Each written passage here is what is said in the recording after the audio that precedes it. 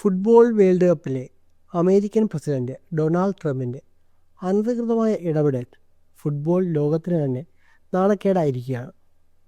ഇതിൽ എന്താണ് തോന്നുന്നത്? സത്യത്തിൽ ഈ അമേരിക്കയുടെ പല ഈ നീക്കങ്ങളും അതുപോലെ ട്രംപിൻ്റെ ഇടപെടലുകളും ലോകത്തിന് തന്നെ എല്ലാ കാര്യത്തിലും നാണക്കേടാണ്. ഇത്തവണ ഫിഫ വേൾഡ് കപ്പിലുണ്ടായ കാര്യങ്ങളും അതുപോലെ തന്നെയാണ്. വളരെ മോശമായിരുന്നു. ആ, ഒന്നാമത്തെ കാര്യം, ഈ ട്രംപ് എന്ന് വെച്ചാൽ അമേരിക്കയുടെ ആറാട്ടണ്ണനാണ്, അല്ലെങ്കിൽ ബോച്ചയാ, ഇങ്ങനെയൊക്കെ വിളിക്കേണ്ടി വരും. ഈ പുള്ളിക്ക് വ്യക്തിപരമായിട്ട് PR കിട്ടുന്ന കാര്യത്തിൽ മാത്രമേ താല്പര്യമുള്ളൂ. അതിനുവേണ്ടി അനാവശ്യമായിട്ടുള്ള, ഒരിക്കലും ചെയ്യാൻ പാടില്ലാത്ത പലതും പുള്ളി ചെയ്യും. ഇപ്പോൾ തന്നെ ട്രോഫി കൊടുക്കുന്ന സമയത്ത് പുള്ളി എന്തൊക്കെ ചെയ്തത്? ട്രോഫി പിടിച്ചുകൊണ്ടിരിക്കുക, അവിടെ നിന്ന് ഇറങ്ങിപ്പോകാണ്ടിരിക്കുക, കളിക്കാരെ അവർക്കവിടെ ആഘോഷിക്കാനാണ്. ട്രോഫിയൊക്കെ ഉയർത്തി അവർക്ക് ആഘോഷിച്ച് ലോകം മുഴുവൻ അവർ നേടിയതല്ലേ. ആ കിട്ടുന്ന നിമിഷം എന്ന് പറഞ്ഞാൽ അതിൻ്റെ അടുത്ത നിമിഷങ്ങളാണ് ലോകത്തുള്ള അവരുടെ മുഴുവൻ ആരാധകരെടുത്ത് ആഘോഷിക്കാൻ പോണേ. അവരും അവരുടെ നാടും അവരുടെ ആരാധകരും. ഇന്ത്യ തന്നെ എത്രയോ അധികം ആരാധകരുണ്ട്. അവർക്കൊക്കെ വർണ്ണാഭമായ മൊമെൻറ്റ്സ് കൊടുക്കേണ്ടതാണ്, ഫുട്ബോൾ ആരാധകർക്കും സ്പെയിൻ്റെ ആരാധകർക്കും ഒക്കെ. ഇത്തരം നിമിഷങ്ങളെ കൊല്ലുക എന്നുള്ളതാണ് ട്രംപ് ചെയ്യാൻ നോക്കിയത്. അതുമാത്രമല്ല, ഇടയ്ക്ക് വെച്ചിട്ട് അമേരിക്കയുടെ കളിക്കിടയിൽ ഒരാൾക്ക് അവിടെ റെഡ് കാർഡ് കാണിച്ചു. ചുവപ്പ് കാർഡ് കാണിച്ച ആളുടെ വിലക്ക് 1 വർഷത്തേക്ക് നീക്കാൻ ട്രംപ് ഇടപെട്ടു. ഇത് വളരെ, ഞാൻ ഈ അവസാന ഘട്ടത്തിൽ സ്റ്റേജിൽ കയറിയിട്ടുണ്ടതിനേക്കാളും കൂടുതൽ സീരിയസ് ആയിട്ട് ഞാൻ കാണുന്നത് കളി നിയമങ്ങളിൽ രാഷ്ട്രത്തിൻ്റെ പ്രസിഡന്റ് ഇടപെട്ടു എന്നുള്ളതാണ്. ഇതെങ്ങനെ ശരിയാവും? ഇങ്ങനെ ഇടപെടാൻ പാടുണ്ടോ? ഇന്ത്യ പാക് മത്സരം നടക്കുമ്പോൾ ഒരു കളിക്കാരൻ ഔട്ടായാൽ ഉടനെ തന്നെ അമ്പയറുടെ അടുത്തേക്ക് മോഡി ഒന്ന് ഇടപെട്ടാൽ എങ്ങനെ ഇരിക്കും? അല്ലെങ്കിൽ ഇവിടുത്തെ പ്രതിപക്ഷ നേതാക്കന്മാർ ഇടപെട്ടാൽ എങ്ങനെ ഇരിക്കും? വേണ്ട, പാകിസ്ഥാനി ഒഴിച്ച് കണ്ടു നടക്കുന്നു. പാകിസ്ഥാൻ പ്രസിഡന്റ് ഇടപെട്ടാലോ? ഇങ്ങനെയൊക്കെ ഇടപെട്ടാൽ എങ്ങനെ ഇരിക്കുന്ന ആലോചിച്ച് നോക്കും. ആ നിലയ്ക്ക് അമേരിക്കൻ പ്രസിഡന്റ് നാളെ പല രാഷ്ട്ര നേതാക്കന്മാരും, ഇനി പാകിസ്ഥാൻ്റെ മുനീറിനും പാക് പ്രസിഡന്റോ പ്രധാനമന്ത്രിക്കും ഒക്കെ തോന്നുക അമേരിക്കൻ പ്രസിഡന്റ് ഇതുപോലെ ക്രിക്കറ്റ് കളി നടക്കുമ്പോൾ ഞങ്ങളും അങ്ങ് ഇടപെടാന്ന് വെച്ചാൽ എങ്ങനെ ഇരിക്കും? ഇതൊക്കെ മഹാമോശമല്ലേ?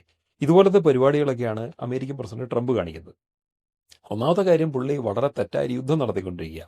ഫിഫ വേൾഡ് കപ്പ് തുടങ്ങി അവസാനിക്കാൻ വരെയെങ്കിലും യുദ്ധം മാറ്റിവെച്ചേക്കും, ഇല്ലെങ്കിൽ ആ യുദ്ധത്തിനൊരു വിരാമം ഉണ്ടാവും, സമാധാന കരാറിന് അതുവരെയെങ്കിലും ആയുസ് ഉണ്ടാവും എന്ന് ആദ്യഘട്ടത്തിൽ നമ്മളൊക്കെ സംശയിച്ചിട്ടുണ്ട്. ഈ സംശയം പങ്കുവെച്ച പല ആൾക്കാരുണ്ട്. സോഷ്യൽ മീഡിയയിൽ തന്നെ ഇത് പറയുന്ന പല ആൾക്കാരുമുണ്ട്. ഫിഫ വേൾഡ് കപ്പ് തീരുന്നിടം വരെയെങ്കിലും ഇവിടെ വെടിപൊട്ടില്ല എന്ന്. പക്ഷേ ഉണ്ടായതൊന്നുമല്ല. പൂർവാധീന ശക്തിയോടുകൂടി ഹോർമൂസ് വെടിപൊട്ടുന്നു, അവിടെ അടച്ചിടുന്നു, ലോകത്ത് ഊർജ്ജ പ്രതിസന്ധി പിന്നെ ഉണ്ടാകുന്നു. ഇടക്കാലത്ത് 2 ദിവസത്തേക്ക് ഉണ്ടായ സമാധാനം പിന്നെ ഇല്ലാണ്ടായിപ്പോയി. ഒന്ന് ആലോചിച്ച് നോക്കണം, ലോകത്ത് 2 വ്യക്തികളാണ് ലോകത്തിന് മുഴുവൻ സമാധാനം നശിപ്പിക്കുന്നത്. ഒരു അമേരിക്കൻ പ്രസിഡന്റും ഒരു ഇസ്രായേൽ പ്രധാനമന്ത്രി. അപ്പോൾ അതിനകത്ത് ഈ ട്രംപ് എന്ന് പറയുന്ന ആളിന് കുറച്ച് വീണ്ടും വിചാരം ഉണ്ടായിരുന്നെങ്കിൽ ലോകത്ത് ഇപ്പോഴത്തെ ഇന്ധന പ്രതിസന്ധിയോ ഈ യുദ്ധമോ ഒന്നും ഉണ്ടാവില്ലായിരുന്നു. അപ്പം ഇതിനകത്ത് സ്പെയിനാണ് ഇത്തവണ ഫിഫ വേൾഡ് കപ്പ് ജയിച്ചത്. ഈ സ്പാനിഷ് പ്രസിഡന്റിനോടുള്ള, ഇല്ല സ്പെയിനിനോടുള്ള ട്രംപിൻ്റെ ആറ്റിറ്റ്യൂഡ് എന്ന് പറയുന്നത് തന്നെ ആ സ്പാനിഷ് ടീമിനോട്, പ്രസിഡന്റിനോട്, ആ രാജ്യത്തോട് എല്ലാം തന്നെ വളരെ മോശമായിരുന്നു. അതിന് കാരണമായതും ഈ യുദ്ധം തന്നെയാണ്. യുദ്ധസമയത്ത് ട്രംപ് എടുത്ത തീരുമാനങ്ങളെ സ്പാനിഷ് പ്രസിഡന്റ് എതിർക്കുക ചെയ്തത്. ആ യുദ്ധത്തെ അദ്ദേഹം ഇത് ചെയ്തില്ല, അനുകൂലിച്ചില്ല. ഇസ്രായേലിൻ്റെ അമേരിക്കയുടെ നീക്കങ്ങളെ ഒരു തരത്തിലും പിന്തുണയ്ക്കാൻ സ്പെയിൻ തയ്യാറായില്ല. അതോടുകൂടി സ്പാനിഷ് പ്രസിഡന്റിനെ വളരെ മോശമായ ഭാഷയിലാണ് അദ്ദേഹം അധിക്ഷേപിച്ചത്. സ്പെയിൻ എന്നുള്ള രാജ്യത്തെ പരാജിതരുടെ രാജ്യം, ലൂസേഴ്സ് എന്നാണ് വിളിച്ചത്. അവസാനം ലൂസേഴ്സിന് ട്രംപിന് തന്നെ സ്വന്തം കൈകൊണ്ട് ട്രോഫി കൈമാറേണ്ടി വന്നു. ഒന്ന് ആലോചിച്ച് നോക്കൂ, ആരെയാണോ പരാജിതർ എന്ന് വിളിച്ചത് അവരെ വിജയികളാക്കി അവരുടെ കയ്യിലേക്ക് ട്രംപിന് തന്നെ സ്വന്തം കൈകൊണ്ട് ട്രോഫി കൊടുക്കേണ്ടി വന്നു.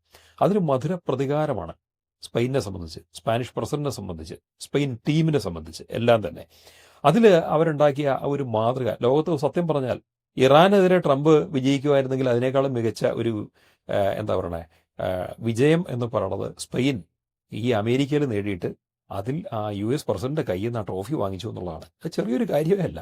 അവർ പ്രൂവ് ചെയ്തെടുത്തു. നിങ്ങൾ ഞങ്ങളെ പരാജിതരെന്ന് വിളിച്ചെങ്കിൽ നിങ്ങളുടെ മുന്നിൽ ഞങ്ങൾ വിജയികളായിട്ട് കാണിക്കും എന്ന് സ്പെയിൻ പ്രൂവ് ചെയ്തു. സ്പാനിഷ് പ്രസിഡന്റുമായിട്ടുള്ള ട്രംപിൻ്റെ അങ്ങേയറ്റത്തെ എന്താ പറയുക, മോശമായ അദ്ദേഹത്തോടുള്ള എതിരെ അഭിപ്രായവും ഒക്കെ എന്ന് പറഞ്ഞാൽ സമീപകാലത്ത് പലപ്പോഴും വാർത്താമാധ്യമങ്ങളുടെ തലക്കെട്ടിൽ ഇടം പിടിച്ചിട്ടുണ്ട്. അതിലൊന്നാണ് ഈ പരാജയം എന്നുള്ളത്. മറ്റേന്ന് വെച്ചാൽ അവരെ അപകടകരമായ കളിയാണ് ഈ സ്പെയിൻ കളിക്കുന്നതെന്നാണ് പറഞ്ഞത്. കാരണം എന്താ, യുദ്ധത്തിൽ അമേരിക്കയുടെ ഇസ്രായേലിൻ്റെ ഒപ്പം നിൽക്കുന്നില്ല എന്നുള്ളതാണ്. മാത്രമല്ല, പാലസ്തീൻ വിഷയത്തിൽ പാലസ്തീൻ്റെ സ്വാതന്ത്ര്യത്തെയാണ് സ്പെയിൻ പിന്തുണയ്ക്കുന്നത്. സത്യം പറയാലോ, ഇന്ത്യ അതിനെ തന്നെയാണ് പിന്തുണയ്ക്കുന്നത്. ലോകരാജ്യങ്ങളിൽ വെളിവുള്ളവരെല്ലാം തന്നെ പാലസ്തീൻ്റെ സ്വാതന്ത്ര്യത്തെ പിന്തുണയ്ക്കുന്നുണ്ട്. ഇന്ത്യക്ക് വെളിവുണ്ട്, അതുകൊണ്ട് തന്നെയാണ് ഇന്ത്യയും പിന്തുണയ്ക്കുന്നത്. ഇന്ത്യയുടെ പഴയ നിലപാട് തന്നെയാണ് ഇന്ത്യക്ക് ഇപ്പോഴുള്ളത് അക്കാര്യത്തിൽ. കാരണം പലസ്തീൻ വേറെ, ഗാസ വേറെ, പലസ്തീൻ്റെ ജനത വേറെ, ഹമാസ് വേറെ. ഇതാണ് ഇന്ത്യയുടെ നിലപാട്. അപ്പം അതുപോലത്തെ നിലപാടിൽ തന്നെയാണ് സ്പെയിനും ഇരിക്കുന്നത്. നമ്മുടെ ഭീകരവാദത്തെ അവർ എതിർക്കും, പക്ഷേ എന്നും പറഞ്ഞുകൊണ്ട് ന്യായമായ കാര്യങ്ങൾ അവർ എതിർക്കുന്നില്ല. അതൊന്നും ട്രംപിന് ഇഷ്ടപ്പെടുന്നില്ല, ഇസ്രായേലിന് ഇഷ്ടപ്പെടുന്നില്ല. ഇതുകൊണ്ട് തന്നെ സ്പാനിഷ് പ്രസിഡന്റിനെതിരെയായിരുന്നു ട്രംപ്. അദ്ദേഹത്തിനെതിരായിട്ടുള്ള പരാമർശങ്ങളുണ്ടായി. മാത്രമല്ല ഒരു പൊതുവിൽ രാജ്യം, പോളിസി തുടങ്ങിയിട്ടുള്ള നയങ്ങൾക്ക് അപ്പുറത്തേക്ക് വ്യക്തിപരമായ അധിക്ഷേപം കൂടെ ഉണ്ടായി എന്നുള്ളതാണ്. സ്പാനിഷ് പ്രസിഡന്റ് എങ്ങനത്തെ ഒരാളാണെന്ന് ചോദിക്കുമ്പോൾ വിൻസ്റ്റൺ ചർച്ചിലിനെ പോലെ ഒരു നല്ല നേതാവല്ല എന്നാണ് പറഞ്ഞത്. അത് കുറച്ച് വ്യക്തിപരമായിട്ടൊരു നേതാവേ അല്ല എന്നുള്ള അഭിപ്രായമാണ് അവിടെ പറഞ്ഞുകൊണ്ടിരിക്കുന്നത്. ചർച്ചിൽ തന്നെ ഒരു നല്ല നേതാവായിരുന്നില്ല എന്നുള്ളത് വേറൊരു കാര്യം. എങ്കിലും യുദ്ധസമയത്ത് അമേരിക്കയുടെ ഒപ്പം ഇംഗ്ലണ്ട് നിന്നു എന്നുള്ളത് കാണിക്കാനാണ് രണ്ടാം ലോക യുദ്ധത്തിൻ്റെ ഈ ഒരു സമയത്ത് എന്ത് സംഭവിച്ചതെന്നാണ് പറയണത്. ഇതിപ്പോൾ രണ്ടാം ലോക യുദ്ധം പോലത്തെ ഒരു യുദ്ധമൊന്നുമല്ല. അമേരിക്കയുടെ ഇസ്രായേലിൻ്റെ സ്വന്തം താല്പര്യം നടത്തുന്ന ഒരു യുദ്ധമാണ്. ആ യുദ്ധത്തിൽ ഇദ്ദേഹം ചേർന്നില്ല, അല്ലെങ്കിൽ സ്പെയിൻ ചേർന്നില്ല. അതുകൊണ്ട് തന്നെ രാഷ്ട്രീയ എതിരാളിയായിട്ടാണ് സ്പെയിനിനെ ട്രംപ് കണ്ടത്. ആ സ്പെയിൻ അമേരിക്കൻ മണ്ണിൽ വിജയിച്ചിരിക്കുന്നു, കയ്യിൽ ട്രോഫി വാങ്ങിച്ചിരിക്കുന്നു. ട്രംപിൻ്റെ മുഖത്തേറ്റ അടിയാണത്. ട്രംപ് എന്നൊരു പ്രസിഡന്റ് അല്ല വേറെ ആരെങ്കിലും ആയിരുന്നെങ്കിൽ ഇത്രയും മോശമായിട്ട് പെരുമാറുമെന്ന് എനിക്ക് തോന്നുന്നില്ല. സ്പോർട്സിൽ പോലും സ്വന്തം രാഷ്ട്രീയ അധികാരം അദ്ദേഹം പ്രയോഗിച്ചു.